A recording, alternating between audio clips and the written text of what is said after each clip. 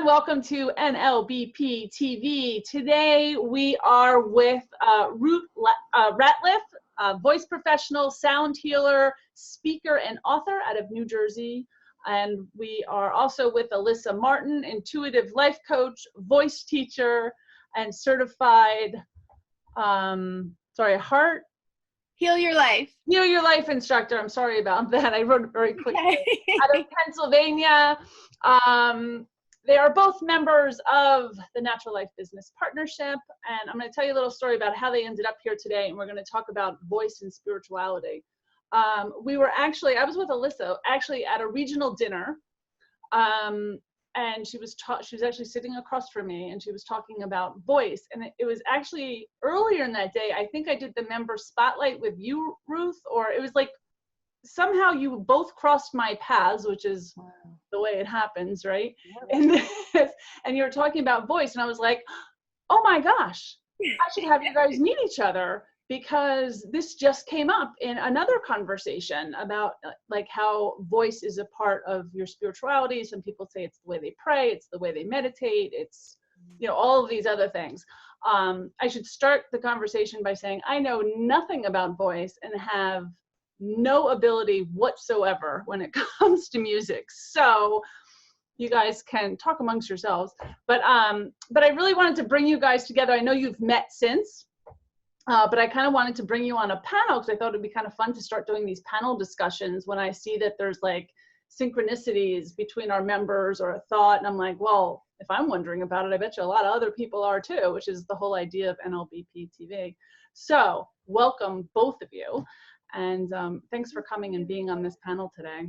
Thank you for asking. So let's start with how about a little bit of background on each of you, just like really tiny, maybe 30 seconds, a minute. And then let's start talking about our own little journeys in voice and the spirituality behind it. Does that sound like a good way to start? Absolutely. All right. Ruth, why don't you go first? Okay, very good. Thank you. Sure, thank you. I've been a voice professional for about 40 years and a voice teacher for the past 20 or so. And just recently completed a certification in sound healing with voice. I'm also certified in Reiki 1. And I just finished Saturday, a 6-day long course with the Vibrational Sound Association to get my certification in vibrational sound healing. Ooh. And I'm going for my licensure as well. So I just got my massage table. I'm so excited, and my bowls, and it's to be immersed in that for 6 days to receive and give the healing sounds was quite profound. Recently, a couple of years ago, I wrote a book called The Voice of Women's Wisdom. I wanted to help women find their voices. I believe women are an archetype of the divine feminine, and that as we raise up our vibration and we also are more free with our voices, I believe this helps to balance the divine feminine and masculine in society in general. And from that, I formed a workshop called Your Wise Magical Voice, which I've been going around to a lot of places. Been a little crazy. It's been great. A lot of expos and healing centers and spiritual centers, yoga studios, and presenting that, as well as doing it in my community.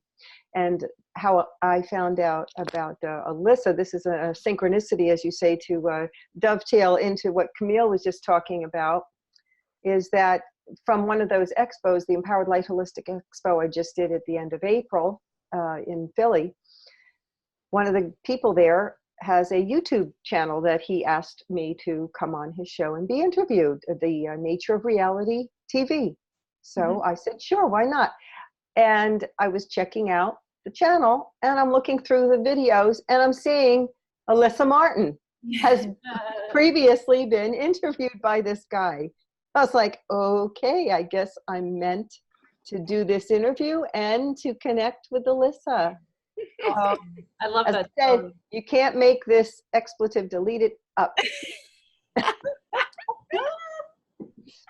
love it. Well, thank you for joining us today. Alyssa, what's a little bit about your story as well?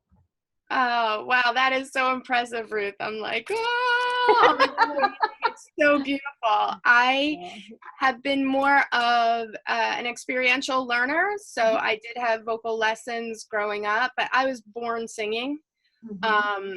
You know, always just singing. And my journey was more of a, am I allowed to be seen? Am I allowed to use my voice and have people listen to it and look at me?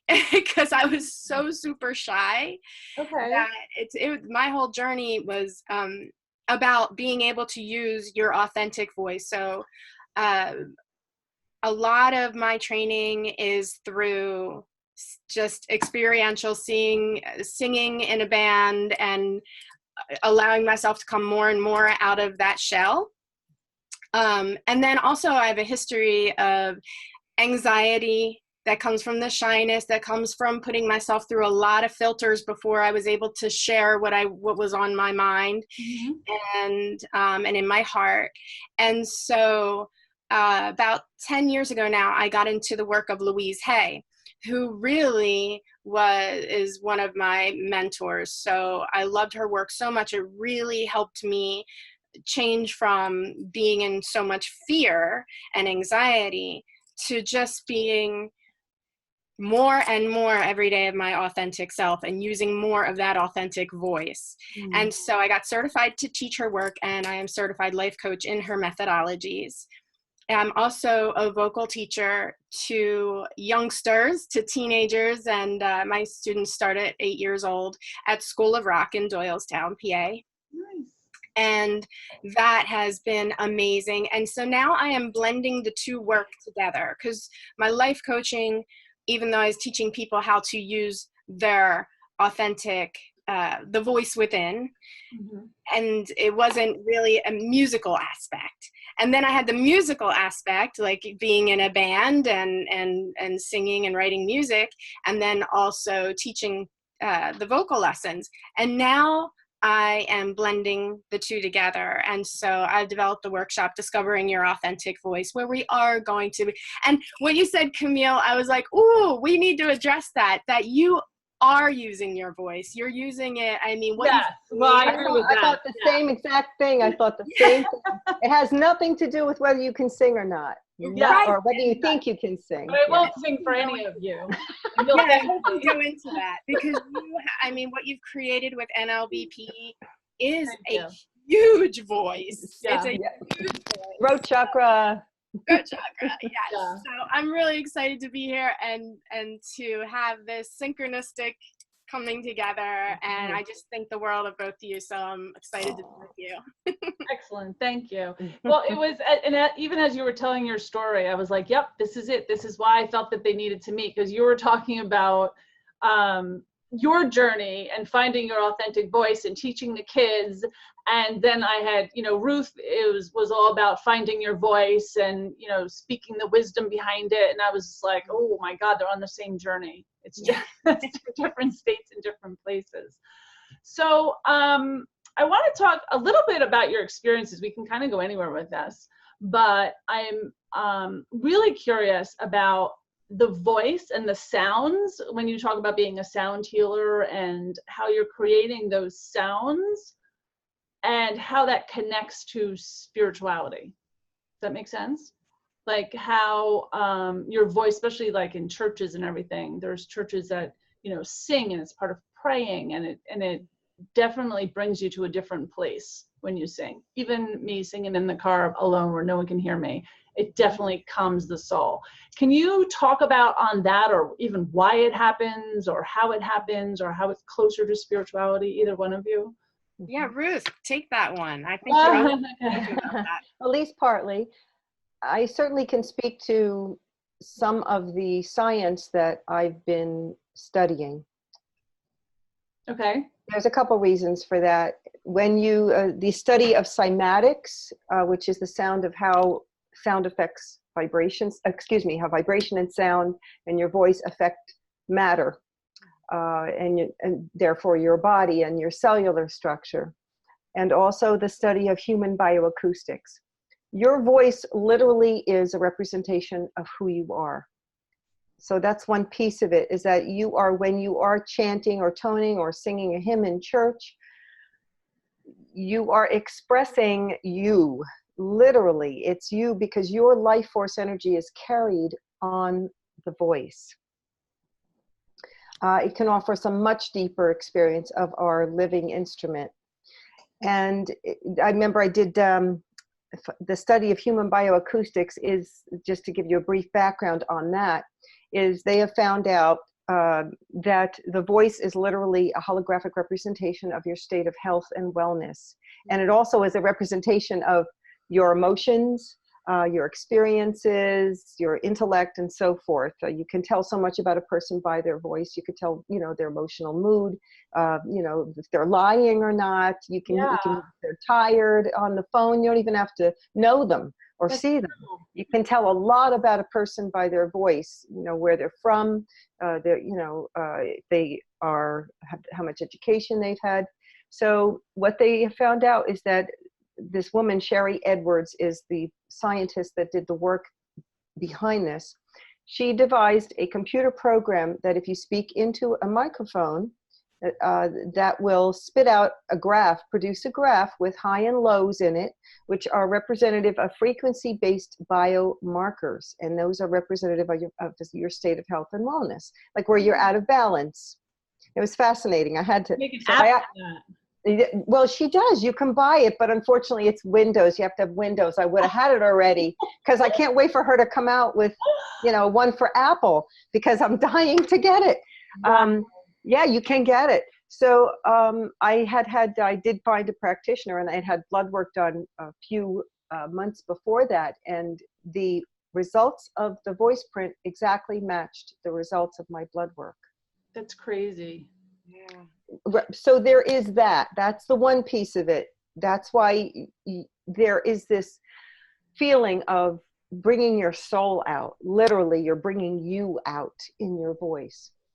The other piece of it, the science of cymatics, which is fascinating. If anybody, I'll spell that because it's an unusual word. It's cymatics, cymatics. And what that is, as I said before, it's how sound effects matter, okay?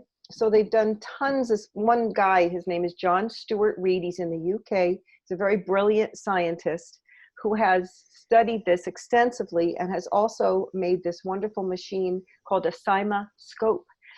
And what it is, it's just this instrument. I don't know how big it is. It's some, you know, sometimes, I think they have a little cymoscope too that's not too big, that has a little drop of water in the bottom and a camera, a video camera underneath, and you will introduce sound into the machine, which will affect the droplet of water. And they take a video recording of the effects of the sound on the droplet of water.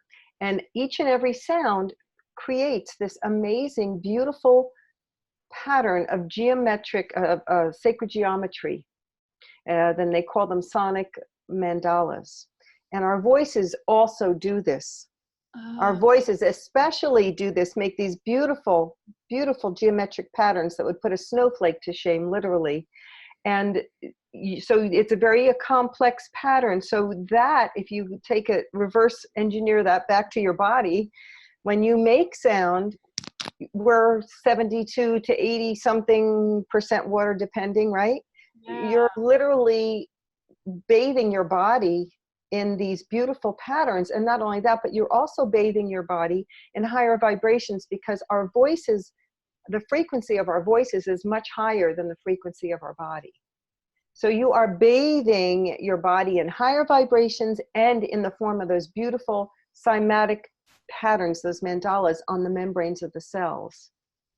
So I'm sorry, go ahead. I was going to say that would also explain why some people's voices are more soothing than others too. And when, like, a mother's voice to her child is probably more tone, because you connect with it more. You know what that feels like. right? Yeah. Yes, yes, and you know it from being in utero. And Yeah. listen to her sound, absolutely. And Yeah. your cells also have little hair-like projections called cilia that act as little antenna and actually take in the sound like it's nourishment. And they take in the sound of your own voice, especially because it's you and your body loves you. Your body knows it's how, I heard somebody say this, your body knows it's housing this magnificent soul. That's so beautiful. It does everything. Yes. So there's a lot of science behind why sound healing, the sound of your own voice works with our bodies to help heal. That's And to open us up spiritually, absolutely, because your body, the more balanced and in sync you can be in your body, the more your vibration is going to be raised, and the more open you will be to accepting, you know, what is being given. Yeah, I love that. I noticed that when I do I do Psyche work, so people kind of go through shifts. They go through energy shifts as you do it. And I can actually tell because the sound of their voice changes. And I know that that shift has completed. So cool. Because there's almost like a confidence that comes across. And even when I do work on myself, when I silently say things to myself, if I'm trying to build encouragement or whatever it is for me, I know when that shift occurs because the voice changes in my head, even though it's my own mind's voice. How cool is that? And that's really funny now that you say it, because that's the way I always knew when a shift had occurred in my subconscious, and I literally changed who I was. The voice changed that I hear. Incredible. That is so interesting. Alyssa, in your work, do you find, because you do energy healing as well, and that life coach, do you feel like there's a shift in someone's voice as well? Is that something that you've noticed? Yes, and I just love the beautiful way, Ruth, you described all that science. It's just, it's so amazing. It just gives us such a deep appreciation for what is going on, you know? And it's just like voice and emotion are like this together. Yeah. And so when I'm coaching someone, I can totally hear where we're at with the issue. Like sometimes they may come to the session and they'll be like, well, this is happening and this is happening and this is happening and this is happening and this is I'm like, okay, let's go back. Like, you know, I can just and call it intuition or call it just the experience that I've had with the tuning into the voice and what the voice and emotion is conveying. That really helps me to be able to say, okay, energetically, I feel there's a lot around that other thing. So even though it sounds like, oh, you know, I really need to be able to pay the bills, and oh, you know, these other things seem more pressing, I can tell that if we get to that one that had the energetic feeling around it, I can tell, that there was a blockage there. I can tell that if we get to that one, the other ones will release. I mean, they just will. Because once you get started feeling better about one area of your life, it kind of like dominoes it and it will infiltrate the others. And it's absolutely, and no two voices are the same too. And I find that within a person as well. So I have like so many students, I know Ruth does too. And I mean, I could tell who they are when I hear their voice, just like you can hear a singer on the radio. There's, you know, how many thousands of songs have you listened to, and you're like, oh, that's so-and-so's voice, right? You can tell. But then even within that person, especially the people you know well, you can tell something's wrong, or you know, you're feeling really good today, or you just can tell because they have a different voice within them. So the energetics and our emotion, it's just the voice is who we are. It's an expression of who we are. And we might try to stifle it. I know, you know, especially those of us who started out shy and anxious and really just afraid to be ourselves, afraid that we're not good enough, afraid that, you know, if we're in a conversation, you know, and I'll use an example. I mean, Ruth has so much training and so much science and so much, and it can be intimidating to me.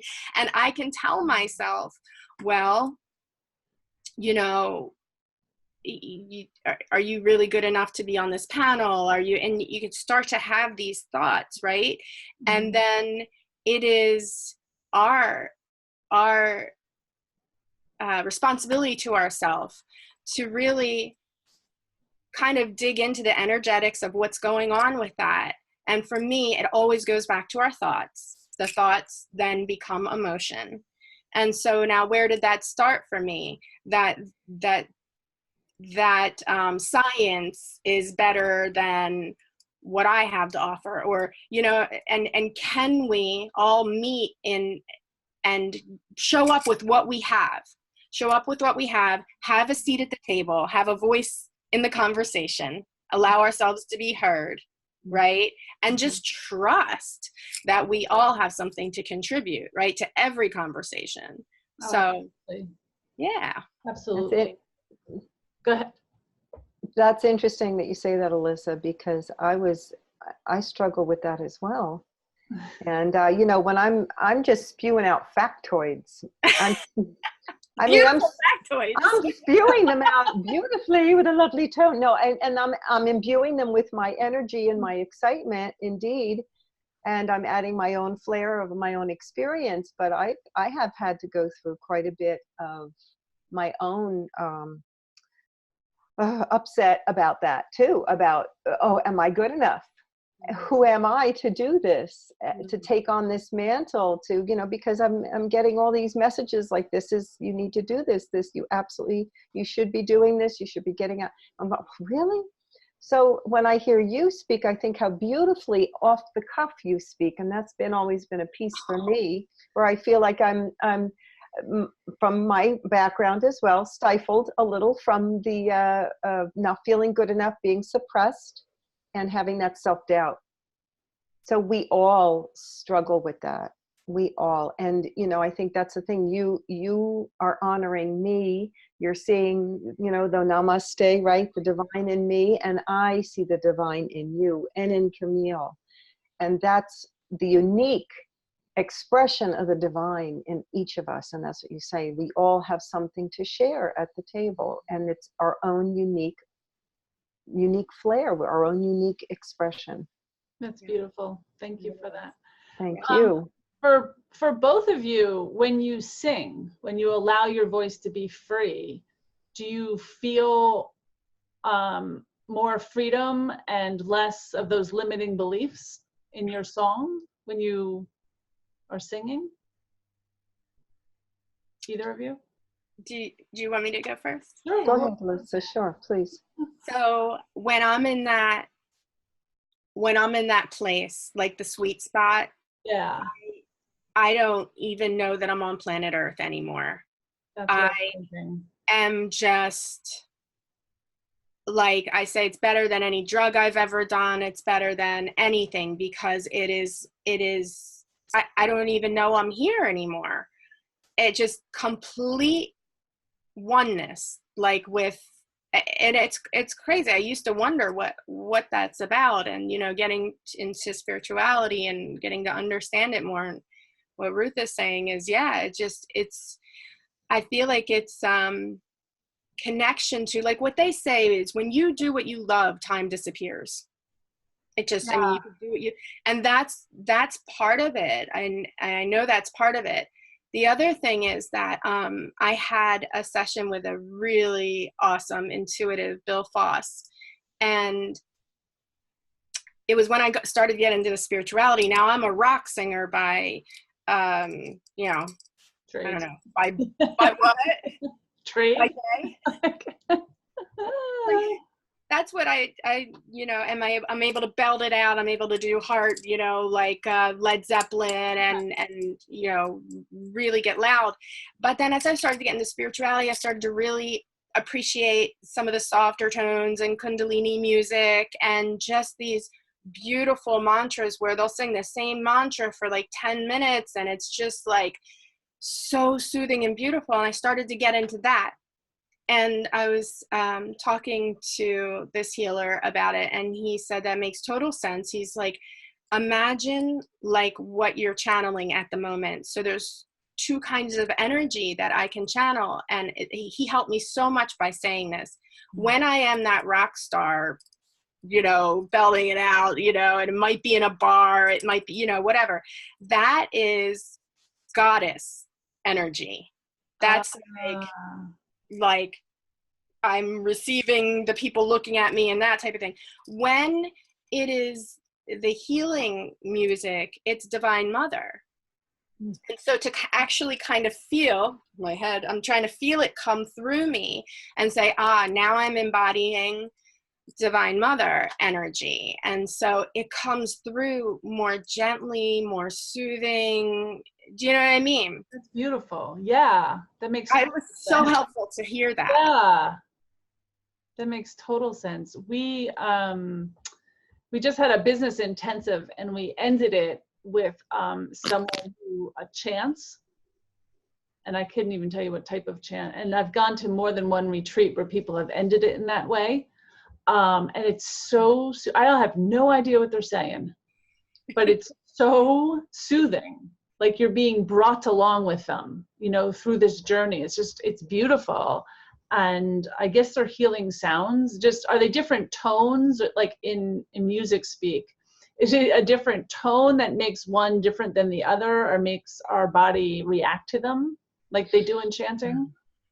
I think it's the intention too, but there are mantras, Sanskrit mantras especially, are devised, I believe, to, you know, carry a certain frequency, a certain intention. There's a thought, you know, an actual thought behind it, an intention that has power and energy. Definitely. And does it matter with the person that's actually doing the chanting? So I know it's very specific, because I was talking to someone who had really no musical ability, but she said she had to learn every single note like it was separate. Wow, cool. To learn it. And she's the one who ended the business intensive for her. It was wildly powerful though. Cool. That she had to learn each tone though. Mm-hmm. I would say that you bring your own, you know, because your voice is individual, it's unique. I would say you bring your own energy to the chanting, but I think that the chants are made, from what I understand from my course, the chants are specific. They do specific things. Each has a specific intention and energy. Okay. But you imbue it with your own energy. Yes. Understood. So you don't, if somebody who's experienced as opposed to not experienced, you know, maybe the person who's not as experienced would be a little more tentative with their energy of their voice. And the person who was, so the person who is experienced would be somebody who would be helping lead, you know, like that woman was doing at the intensive, to help lead you all in that experience. So, because she was more confident in what she was doing. So there was an energy of confidence. Does that make sense? But that's what you're asking, kind of? Yeah. Sure. So I was just thinking of another question, but I think you just answered it, was, do voices change? Like the same person sings the same song over and over again, does the voice change? Is when they get better, but is it also that they have that confidence and level? Absolutely. Of knowing that they're hitting it? Absolutely. Absolutely. Yeah, that makes sense, because both of my daughter, I have two daughters that are actual singers, but they go through lessons and training. And I'm actually on a board of directors of what's called the True Voice Project. And it's a free community-based program to allow teens to hear their voice, and they teach them music and singing and all sorts of things. It's all called the Voice Project. I have a student who's part of that. Oh, really? Yes. Alex Sicosino. Oh, I shouldn't say her name online, I guess, but. That is so cool. Yeah, she's part of that. She drives to Fleming, or wherever it is. Flemington, New Jersey. Yep. That is so cool. That's I would love so to learn more about that. Yeah, well, actually, it's going to, now I'm announcing it on a national program. It's going to become actually, so NLBP is a socially responsible company. So we always give back to a project. And for a while, we've been doing what we call the Creative Kids Project. We'll be giving back to mentoring kids that have creative ability. But I think I'm going to switch it over now actually to the True Voice Project, because I'm just so impressed with the leader and the program, and I would love to see it go national at some point, but it is just amazing and had such a life-changing effect on one of my children. It was just amazing to allow these kids to they pick the music, they do the arrangements, they break into groups to learn things, they do their own accompaniments, they do, it's wild to watch them.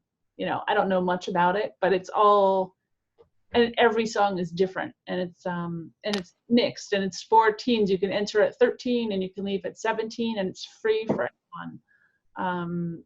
And of course it's donation based because it's a nonprofit, but yeah, just life changing for the kids that have been in it. So the study of voice in whatever way, using your voice is life changing and profound, can be. Very much. And I know Alyssa has seen that with her students, and so have I, and with ourselves as well. To go, both of us, I was a shy kid too, very shy. My mother had to just about push me out the door to make friends. Yeah. I'm still shy. People think I'm an extrovert, but I'm actually an introvert. Oh. Horrible introvert. But I'm comfortable in this world, and I'm comfortable with the people that we attract. A beautiful, beautiful introvert. Yeah, really. Well, thanks for being, pretending to be an extrovert and helping all of us. Yeah. But to just speak in a little bit to your question that Alyssa was talking about how, the aspects that I'm working on now are trying to, when I do sing, I was singing for many, many years. And sometimes the best times I would have would be in my studio by myself, just singing. And I'd give myself goosebumps because it's just like it's one of your top 5 experiences. I almost want to say it's better than sex. All right. Maybe it's on par with sex, but clearly you have to learn how to sing. But it's really, I might sign up for voice lessons after this. Yeah, sign up, she says. I'm going to sign up. But those sounds that you make, they're so uniquely yours, and they open you up. And that's one of the things I'm doing now. I'm using my voice in a more spiritual way with the mantras and chanting the sacred vowel sounds. And it's very different. And it's so incredibly profound. You can actually feel the vibrations going down to your root, and especially when you tone the vowel sounds that are attributed to each of the chakras, chakra, whatever points. It's yeah, you can feel that, and some people see colors of the chakras as well when they tone. But I also just had an experience not too long ago. I was working on kind of like, I'm trying to move some energy. It moves energy. That's what sound does. Okay. And I was working on, I've been told I've been blocked in my sacral chakra and my crown. So I'm trying to move this Kundalini energy, down to up, trying to get this unblocked. And I was working with one of the mandalas that Lee did for me, right? This little. From our Lee and Me show? Right. Oh, that's beautiful. So I was singing to it. And it turned into wailing. And it was like this kind of, it had this almost like this Middle Eastern feel to it. And it was just so freaking powerful. And I just was crying and forgiving. And it was amazing. It was mind-blowing for me. Very powerful feeling, very powerful experience. So that was brought out from the sound. The sound helped to move that energy. So it's like a carrier of energy. So would choirs like that have surrounded by other people singing and the same tone sometimes have a frequency that would rise together or feel that unison together? Is there some type of? I would think so. What do you say, Alyssa? Yeah, I mean, when you're another one of my favorite things to do is harmonize with someone. Ah, yes. With another singer, and like we are going together, and it's just like, whoa, it's like a roller coaster together. It's like, wow. And because you're appreciating you, and you're appreciating them, and you're appreciating it together, it's so cool. And like when you were talking earlier about you experienced a group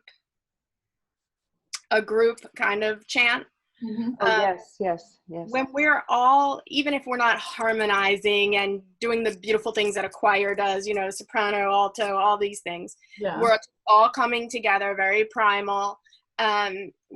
We, like, say if we three just now did an Om, and then there's someone on the planet doing Om too. We are all connecting now to that vibration together, no matter where they are on the planet or the universe. Who knows, right? Yeah. We are all in that if each syllable, like Ruth was saying earlier, in Sanskrit, the idea is that each syllable carries an energy imprint, and so when we invoke it, when we say it or speak it or sing it, we invoke it.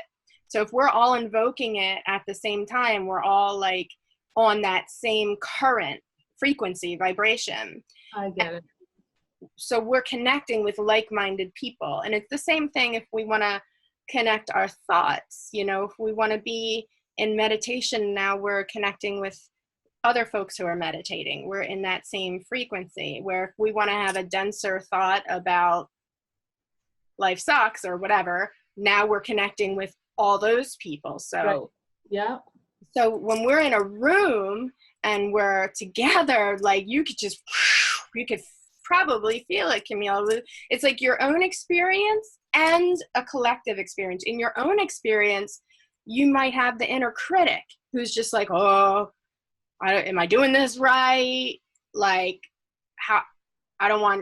can they hear my voice next to me? I don't know if I want them to hear my voice. Like, maybe I'll just do it so I can hear my voice. And then you're like, wait, maybe I'll experience it better if I hear myself louder. And it's just like all this mind chatter. But eventually you'll break, because that's the idea. Now you've done the chanting. It keeps going.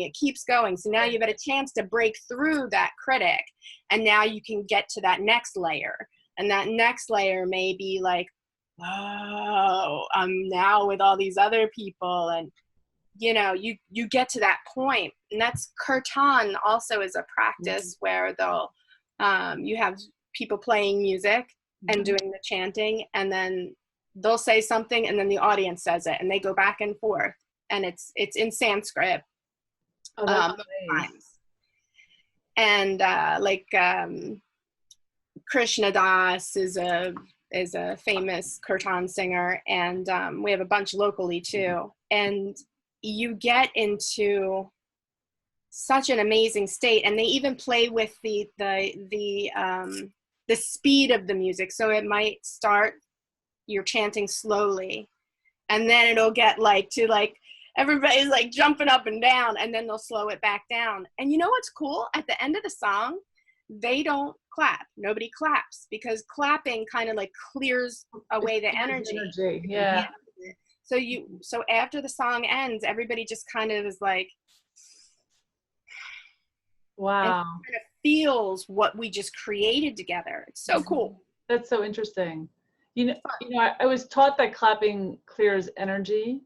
And all of a sudden when you said that, it reminds me of being brought up in a Catholic church, and you were never allowed to clap in church. And it was probably because it broke that spiritual energy. And I was thinking that one of the things I still love, although I don't follow the religion, is on Christmas Eve. Well, I don't still do it, but I used to love on Christmas Eve, I guess it was like midnight mass, they used to fill this beautiful church, and they used to just sing like all of the hymnals, the Christmas hymnals. And I used to think it was so beautiful to have the choirs all be singing for like an hour. They would sing forever. And they wouldn't say the mass, they would just do the singing part.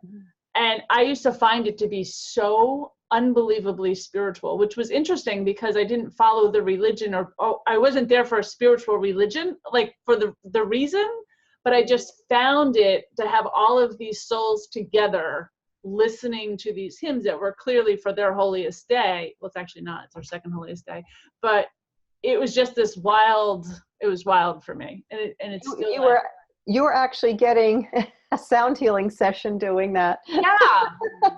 Literally. It also brings me back to my childhood though, because I lived across the street from a Catholic church. Oh, lovely. Went pretty much every day, but it also brings me back to that that feeling, to hear all those hymns and everything that I knew growing up. So it brings me back there. So it's kind of like another weird thing, but It's beautiful. oh yeah. So this has been incredibly enlightening. One more question that came to me. So when people listen to the radio, does that have the same healing or connection because it's just anyone's voice, like just singing along in in your car, or just because I always have on music? I would say it's very similar. There's levels of everything. Yeah. And singing along to the radio, well, maybe I'll qualify that. But singing along to the radio, of course, may not have the same level, the same depth as doing chanting or toning, when you're in a meditative state. But along those lines, as I said, I was called. I'm doing a lot of recently. I've been doing a lot of releasing, and I've been having a lot of synchronous messages to guide me to do this. And one of them was I was sitting getting my nails done, and this music was on, and it was like it was all the music I loved from my teenage years. And I asked the guy, what station is this? He says, oh, it's on Pandora. I was like, okay. So I started to play this music on this station on Pandora. And as I'm singing along to these songs, I'm just crying and crying and crying. It was like it was another release, because it just brought me back to the joy, that teenage energy when you were a young girl, that young girl energy, the hope, the joy, the bubbly, right? It brought me back to that. And I'm tearing up now just thinking about it. Hence why I listen to 80s music all the time. Yes, it does. It's so, music. I had somebody when we were singing at a retirement community when I was in a swing band. A woman came up to us, and after we did a set, and she said, I have to thank you so much, because my husband, who has had Alzheimer's for the past several years, recognized me while we were dancing to one of your songs. My gosh, I got goosebumps. And he hasn't recognized her in years. Oh, wow. That's the power of the voice and sound and vibration. Incredible. That's awesome. And that's a pretty awesome. What a gift. And on. That's amazing. Yeah. So if people want to get in touch with you and ask you more questions after this show, or if they're watching it later on, can you let us know where to get in touch with you? Ruth, why don't you go first with your information, and then Alyssa, you can go. Certainly. You can contact me through my website, RuthRatliff.com, RuthRatliff. I know that's a mouthful, .com. And I would love to have you visit and stop by and see what I'm up to. Great. And your book is available also on our website. We have an NLBP bookstore. Thank you. So it's also there. All of our members that have books are there. And Alyssa, how about you? I also have a website, alyssaom.com, so ALYSSAOM.com. Or you can call or text at 267-544-7672. And I'm on Facebook. So I have a group called Following Your Creative Path.